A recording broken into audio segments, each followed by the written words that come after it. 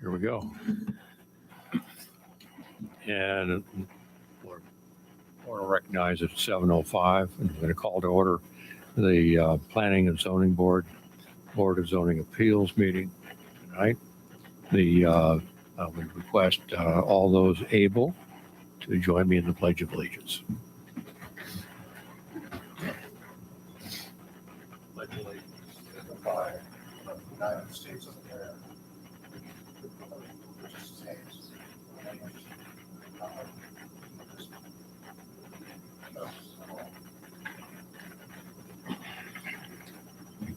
Thank you. Roll call. Gary Jansen, probably on his way. Paul Springer present. Amy Bradley. Present. Steve Conway. Here. And Rich Schellenberger. Yep. Scott Phillips. And Dalton Wilson. Here. All right. That means I think we have a quorum. So we're in good shape. All right. If everybody's got a chance to read over tonight's agenda, I'd like to make a motion that we approve the agenda as it stands with one small correction. Second. All those in favor signify by saying aye. Aye. Aye. It carries. All right. Now the next item is approval of draft minutes. And this is the May 27th, 2025 draft minutes. And if everybody's got a chance to read through those and comments for him. If not, I'll make a motion to approve and ask for a second. Second. And I'll call for the vote. All those in favor signify by saying aye. Aye. Aye. Any nays? Okay, no nays. Motion passes. Communications. No communications. Oh. I'm going to be substituted very quickly. Our chairman is here.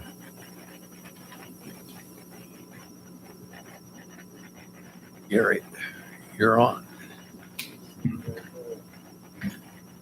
We just passed communications. Okay. And there were My apologies. Sorry. Moving on to public hearing.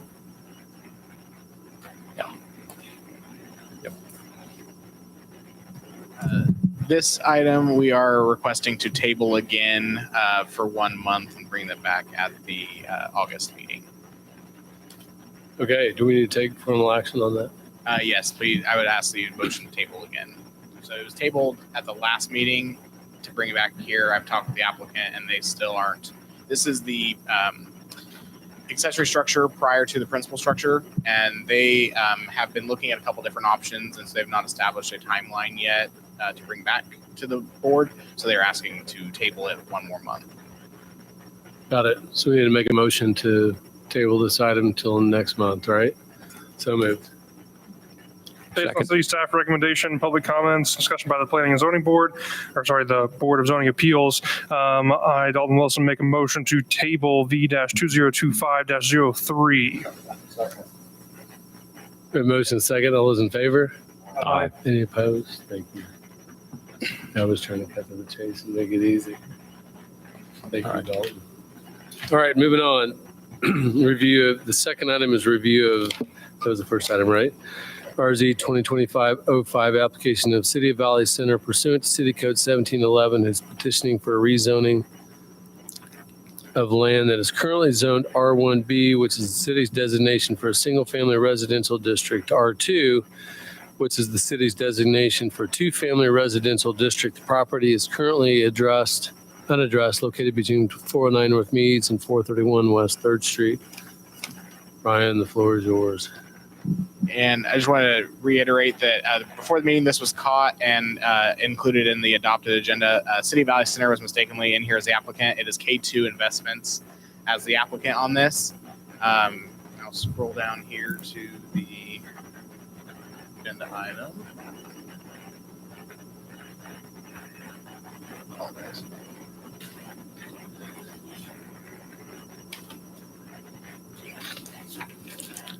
All right, so sorry.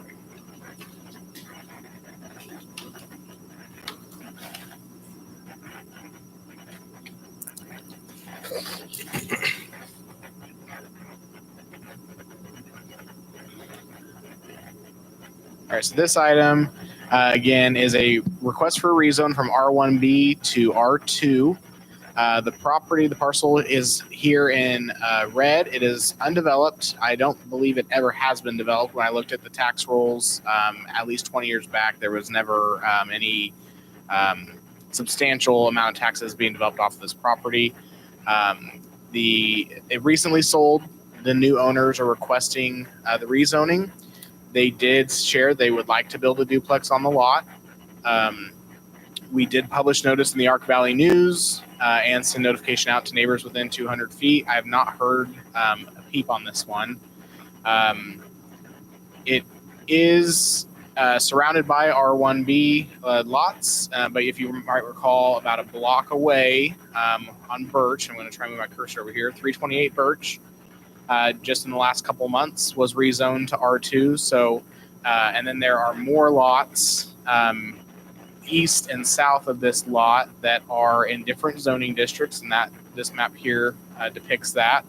So there is spot zoning in the neighborhood, so it's not out of the ordinary. Again, we've had no protests. That was one of the things that, we had a lot on one of the other ones. I thought there might be, but the lot does meet the minimum size for R2. And so we are recommending as staff to approve the rezone from R1B to R2, and I will stand for any questions. Okay, before you go any further, we'll open up the public hearing at 7:12, only because I would suspect from what you said, we may not have any comments, and I want to make sure we get through our full 1 minute. Anyway, thank you for that. You hadn't heard back from anybody? Correct. And, Okay. and there is not no one from the K2 Investments is here this evening, so you just have me for questions. Okay. It is the front. The minimum width meets R2's requirements, which is 60 feet. As far as what size of duplex, what layout, they have not shown me any renderings. So it would have to fit within that. The front is 60 and then it widens out. So it would have to fit within that lot, but we have not had any renderings or anything shown to us of what they plan to put on there. One of the major concerns we had with the last property that was rezoned in this area was in regards to parking, particularly that lot having a frontage size almost 3 times that of this property, and we were still having discussion about parking concerns. I'm pretty concerned about the location and size of this lot, having a multi-family unit and having space for parking and things without congesting that corner. It's also not a huge lot, although it does meet the minimum. It's not very large for setbacks and things. Anybody from the public would like to speak on this item? Seeing none at 7:13, we'll close the public hearing.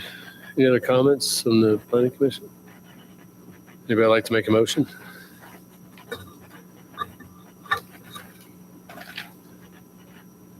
Then I will, based on the city staff recommendations, public comments, and discussions by the planning and zoning board, to make a motion to approve RZ 2025-05.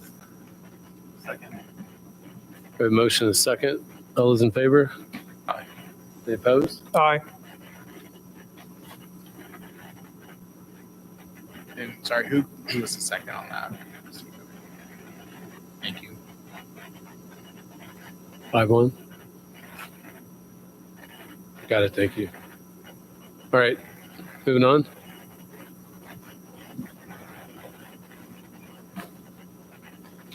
Looks like we have a couple of new business items. So the first one, and I mentioned this to everyone before you got here, Gary, the moving of the September meeting date. After writing this, submitting this, I am no longer available September 25th either. I have a training that conflicts with the regularly scheduled meeting on the 23rd. I am not available on the 25th either anymore. but I was going to request that we consider changing the date to September 18th, or we could look at another date that fits your calendars. And requesting this now so that way I can make sure I set the deadline appropriately for the deadline for that meeting.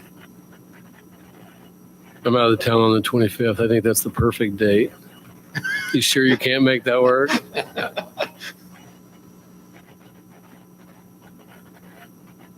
I'm okay with the 18th. We need to Yeah, I have to. get a consensus. That works for me. And I should let you know, I did check with Amy Bradley, and she was available for that as well. Sounds like the 18th it is. Thank you. Yep.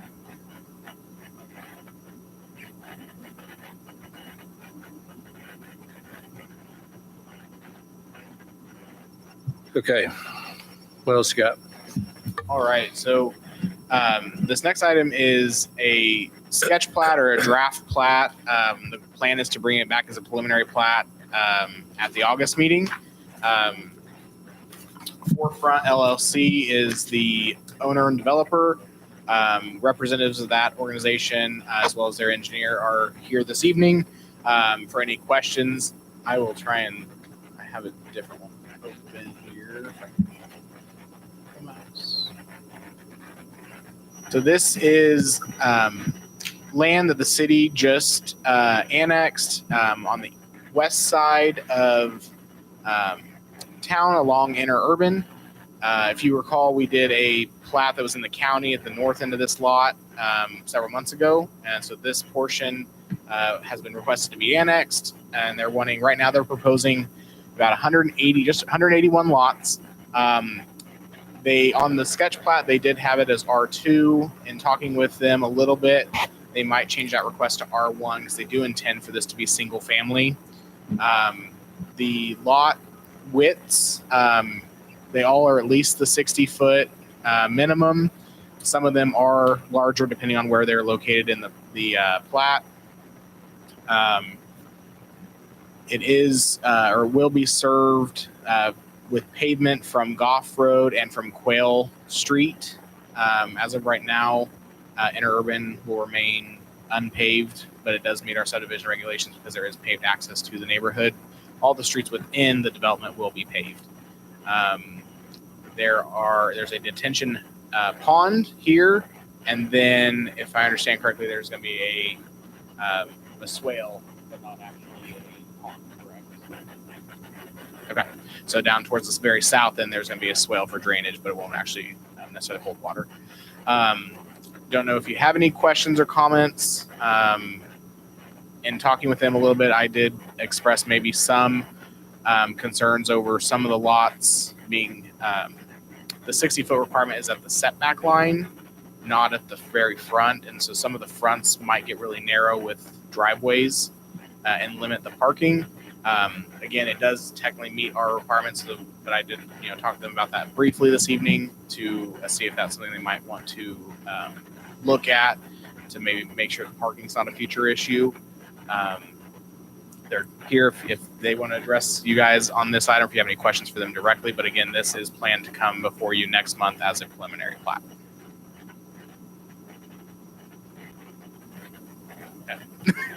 What was your point about parking? Sorry, I guess I wasn't tracking. So, Or Jake? Some of these lots are. some of the lots, not all, at the our subdivision regulations require at the setback line, so 25, or if they set a different, but typically 25 foot back has to be 60 foot wide. It can be narrower when you get closer to the road. And so if some of these lots are 54 to 56 feet at the, I don't want to say at the road technically. Gotcha. And once you put a 24 foot or 30 foot yeah. wide drive, it just really narrows the amount of parking available on the street. But we did have, and I'm not speaking for the whole group because they have not necessarily changed their mind, but we did talk about, potentially having a further setback, which would then allow for more off-street parking because there'd be more driveway off the street. But nothing's set in stone there yet. That's Good evening. I'm Jake Basho with SEH, the civil engineer on the project. So I'll just kind of give some high-level thoughts and design. So as Kyle mentioned, we're connecting to Quail Street and Goff Road. Let's see if I can. But Goff Road will kind of meander through the development and continue to interurban. And then on the northern edge, there's Quail Street that will continue to the existing neighborhood to the east. That's Village Meadows, I believe. And in terms of utilities, we've got sanitary sewer that runs on the very east edge of the Village Meadows development. So kind of on this, just to the east of our east property line. There's a sanitary sewer 10-inch PVC line that runs along that property line. So that's what we'll be connecting into and heading to the west and to the north within our development.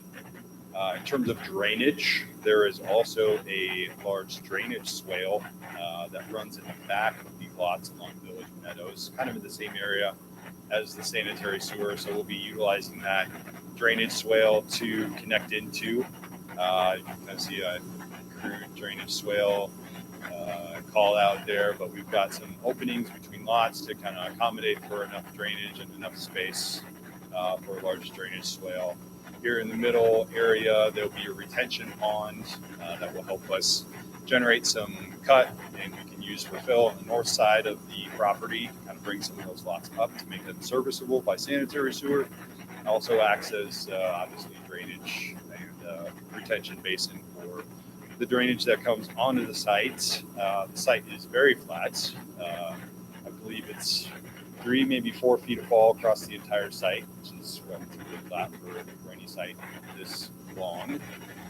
So incorporating the retention basin in the middle there, and then as Kyle mentioned, we've got additional drainage handled on the actually we've got a swale here, kind of right where this jog is another area of detention. So we won't be having standing water there, but rather just a detention swale.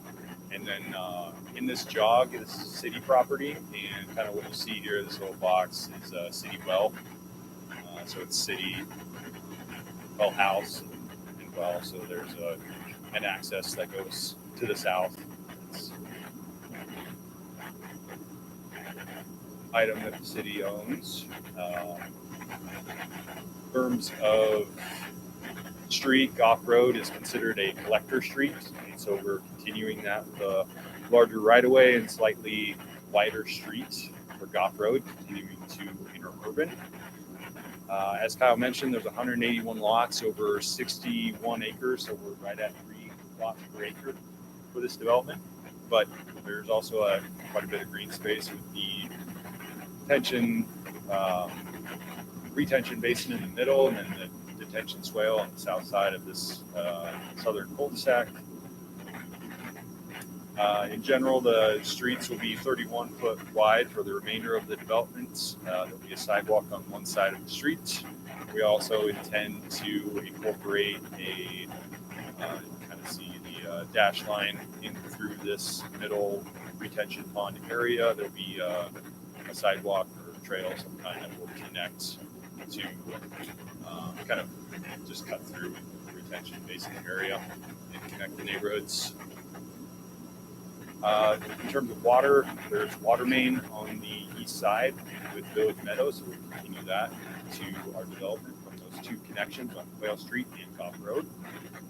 The city's water study, I don't remember when it was done, but it also contemplates continuing a main from Goff Road directly across interurban, across the railroad to connect to this development to the west and help with ensure if it was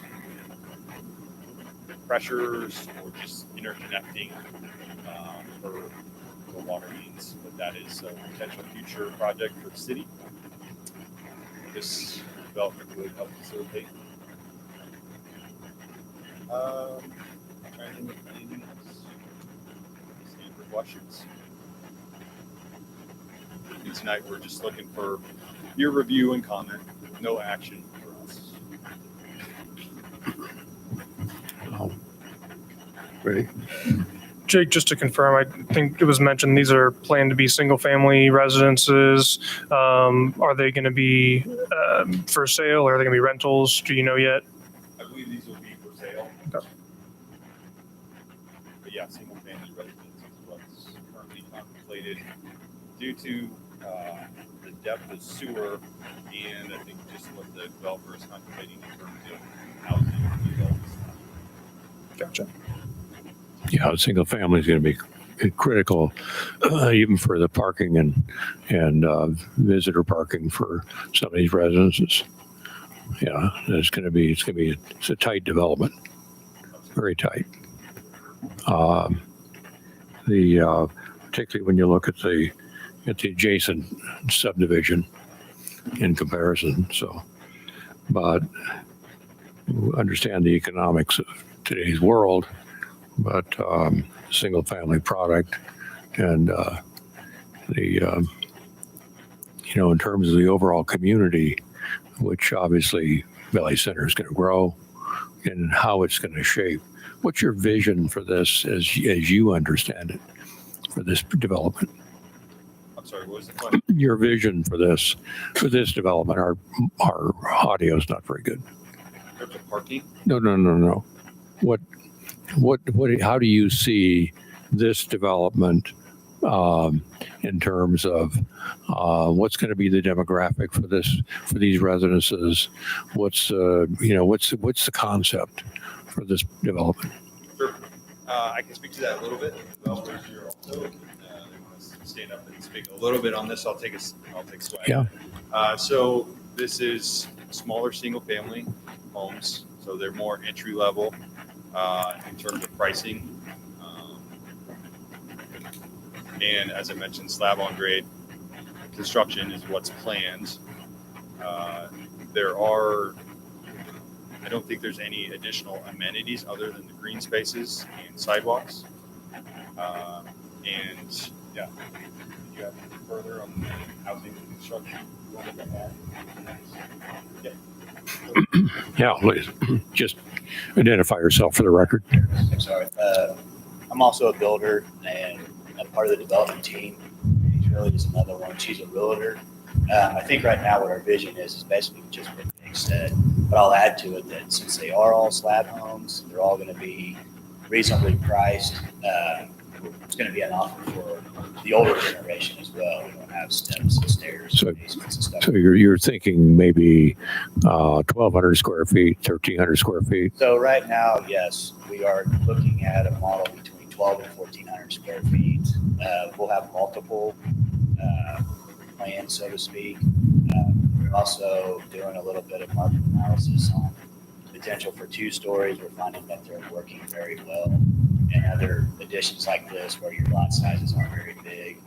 So we may see a couple of 2 stories in there and just get a feel for how that goes, what that looks like. But yeah, so it's basically entry level housing as we understood it.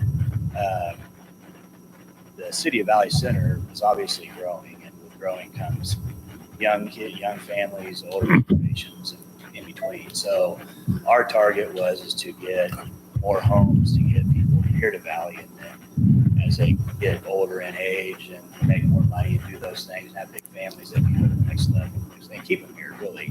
So we're kind of here to offer another good, a home that is entry level for folks to come here. Yeah, we see quite a bit of there's good entry level product out there, and there's some that's a little bit embarrassing for a community. So I just curious about what your vision is for this type of product, what type of product, and in terms of siding, architectural style, any variation in those styles throughout the neighborhood, that sort of thing. So yeah, so appreciate the question. We're looking at we're doing a luxury entry level home, I guess you want to call it. We're not going to come in with builder grade products. We're not going to throw up masonite siding. We're going to offer a brick or a stone front. Of course, we're still in the restricted covenants piece. We're going to get that wired up here pretty quick. But some of those things that you speak on, we're going to make sure that the house from the curb is appealing, but then on the inside of it is where we're going to make our hay. And that's what we're taking the step up from some of those people that are, we're not here to build the cheapest house at that entry level price. We're here to build Have you done a project like this before? It's our first one going at the entry level. My main building, I guess, area would be closer to the, well, it seems like it keeps getting higher and higher, but a 16 to 1,800 square foot house, somewhere between 350 and 500. Right. So I'm trying to, and we're working on it right now to get prices down so that I can offer the same product. And there's some innovative, interior designs now for smaller spaces. Part of that was stimulated by the small house movement, in terms of how things are laid out. And so there's been a lot of development in making a 12 or 1,300 square foot house pretty livable, especially, It's actually incredible as I've walked through some other developments. I went to Kansas City and walked through a subdivision that's just blowing up, and they got 1,200 square foot houses, a few different styles all over the thing, and they're almost ready to close it up. And it's amazing what they can do with 1,200 square feet.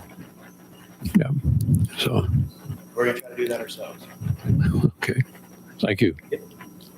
Anybody else? This is good to see compared to where we were when we were first looking at the north end of this and the possible plan of this area. So I didn't know this was coming. It's good to see. Appreciate you guys talking about this. Is there what does Valley Center subdivision regulations do anything with the paving of interurban? So they have to have paved access, and so Which counts from Goff Road? Goff and Quail qualify Oh, for both. paved. Yeah. Now, the city could, because of the number of lots, the city could potentially ask the developers to pave at least a portion of interurban. They're not required to, or the city might choose to pave a portion of it. That'd be a council decision. But as of right now, they meet the subdivision regulations because they have Goff and Quail that are both paved access to this new pave, and they're going to pave this subdivision, so it'll be it'll meet subdivision Sure. regulations. I'm just curious. We had talked about that before and I couldn't remember what we said. So thank you. Show what we're looking at is Sure, you bet. this is kind of something very similar to what we're trying to do. This is a two-story land, but obviously the makeup will be the same. Kyle, this might be a question for you, or it might be a question for Jake. This subdivision, the way it's being presented, it seems kind of similar to Prairie Lakes over here on the south side of town that Liberty is developing, sort of a similar environment with the slab homes and things. The entry level intention, at least, does that seem relatively like a close comparison to what we could expect? Yeah, these seem like Jeremy mentioned, probably a little bit more luxury, Mhm. maybe a little bit higher price. Okay. Yeah, not too dissimilar. Sure, similar size, similar concept. Gotcha. Just a little bit higher quality, which I can definitely appreciate.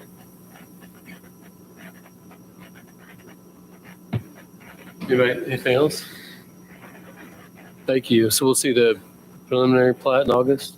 Right. Real quick, too, so to help with the pricing as well, we are also working with contacts at the First Source here at Valley Center to see if we can work deals for the builders from them to kind of discount those prices to make sure we can get the correct product and the upgraded product in these homes at a cheaper cost for the builders moving into this neighborhood. Good to hear. Thank you. Correct. Yeah, there's no action needed this evening. It was just they were seeking some input if you had any, and they have already submitted for the preliminary plat for the August meeting. Got it. Thanks. Good deal. So we will plan on meeting in August. Correct. And we move September to the 18th. Correct. Anything else for us, Kyle?